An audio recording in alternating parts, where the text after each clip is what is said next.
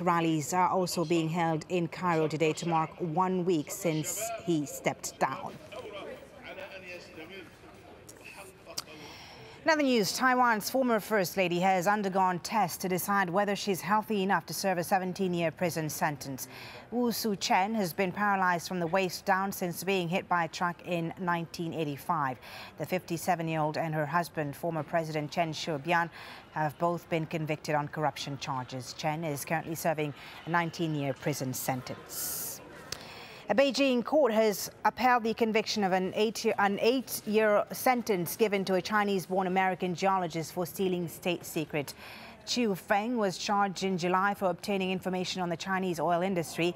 His appeal lawyer argued that the information about the oil industry was widely available.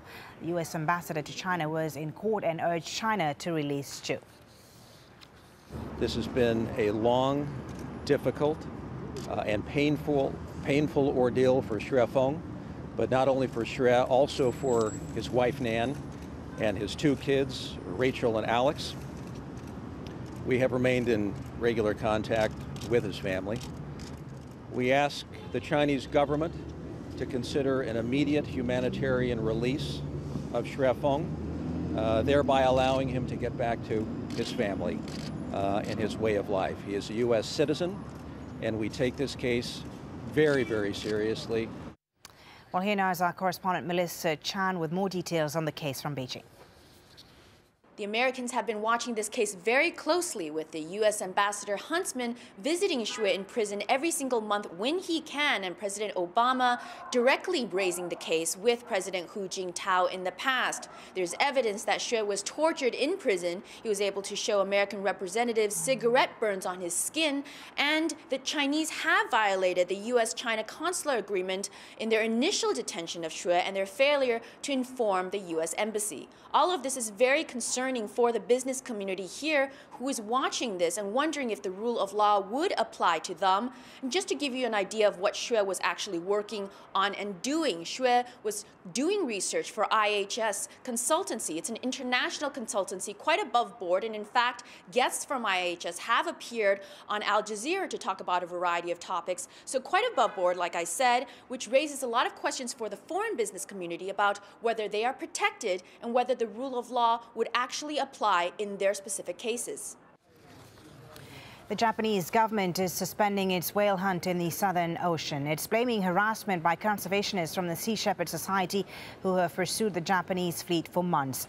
Japan had wanted to kill 945 whales during the season, which usually lasts until March. A diver in Australia is presumed dead after being attacked by 2 great white sharks. Search and rescue teams in the South Australian town of Coffin Bay have all but given up hope to find 49-year-old Peter Clarkson. Great whites can reach a length of 5 to 6 meters and weigh up to 2 tons. Protesters have taken to the streets in France ahead of a meeting of the leaders of the world's 20 major economies. Activists rallied in the capital, Paris, demanding what they call a Robin Hood tax on every financial transaction. The G20 is trying to tackle tensions over trade and currency imbalances. Farmers in Côte d'Ivoire have burnt cocoa beans in protest at European sanctions. The EU has imposed trade limits in a bid to force President Laurent Gbagbo to give up power after disputed elections last year. But cocoa growers say the moves are crippling the industry. The country's biggest bank suspended operations on Thursday as the political crisis becomes a financial meltdown. France says its Navy has seized 3.6 tons of cocaine from a tanker in the Caribbean Sea. The drugs were found on a vessel flying the Venezuelan flag off the French Antilles on Monday. 6 crew members from Honduras and Colombia were on board. Officials say the cocaine has been handed over to Venezuelan authorities. The death toll from Haiti's cholera epidemic is still rising, and while far from over, figures suggest the outbreak is being contained thanks in large part to an under-recognized team of doctors. Lucia Newman went to meet them in Port-au-Prince. Artibonite, the only source of water for these villagers who use it to wash, bathe, and even defecate. The same river that is spreading cholera throughout Haiti. Here, where the cholera epidemic continues to cause havoc, we find a team of Cuban community health workers. You can't drink the water without chlorine. Mix each packet with 10 liters of water. These are the unsung heroes of Haiti's sanitary catastrophe. The 1,500 Cuban doctors and nurses who alone have treated 40% of the cholera victims in every corner of the country. Thousands of them right here in Mimbale, in the worst-hit region. This month we're seeing between 15 and 30 cases a day, but no fatalities, thanks in part to our education and prevention work in the community. Not that the Cuban doctors are new here. They are the backbone of Mimbale's community hospital, built before the earthquake as part of an international cooperation agreement. Dr. Armando Noahil delivered this baby just a few hours ago. I'm the only obstetrician in this area. It's our busiest field, so I'm on call 24 hours a day. The Cuban medical teams aren't in this country just for the emergency. In the 12 years that they've been in Haiti, they have treated more than 17 million cases. Most of them, in fact, in places where there are no Haitian doctors or other foreign doctors, for that matter, available. In this downtown hospital, 75-year-old Imen Fortune, who is virtually blind, waits patiently for her turn to have her cataracts removed. I used to sell food and work, but now I am helpless without my sight.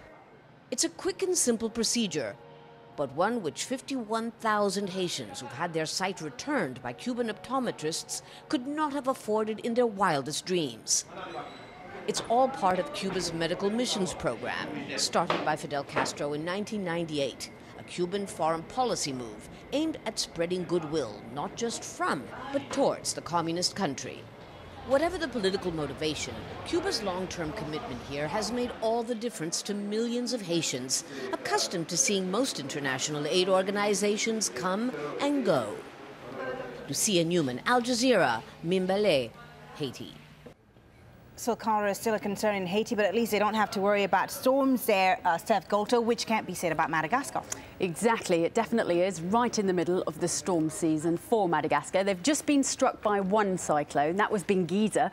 That took a good long time to cross us because it went all the way across the north, then hovered around a bit, regaining strength just off the western coast, and then just in the last 24 hours it came back for attack 2 across the south, and now there's an area of cloud we're watching just to the west, so I'll give you an indication on how bad that's going to be for them. As the fog hangs warily over London, we can always offer you the perfect pick-me-up. So here's a satellite picture of Madagascar then. And first of all, let's have a look at the cloud over the island itself. Now, this little circulation just there, that was our tropical cyclone as it made its second way across the island. And now it's heading away towards the southeast. But there's still plenty of cloud, plenty of rain for many of us as we head through the next few days, including and especially the northwestern parts of the island and the southeast. We're still looking at torrential rains here over the next couple of days. But elsewhere, you can see there's also a massive cloud here just to the east. And if we run the satellite picture again, we can see that this appears to be developing some kind of rotation to it. Now, this could develop into another cyclone, but fortunately, at the moment,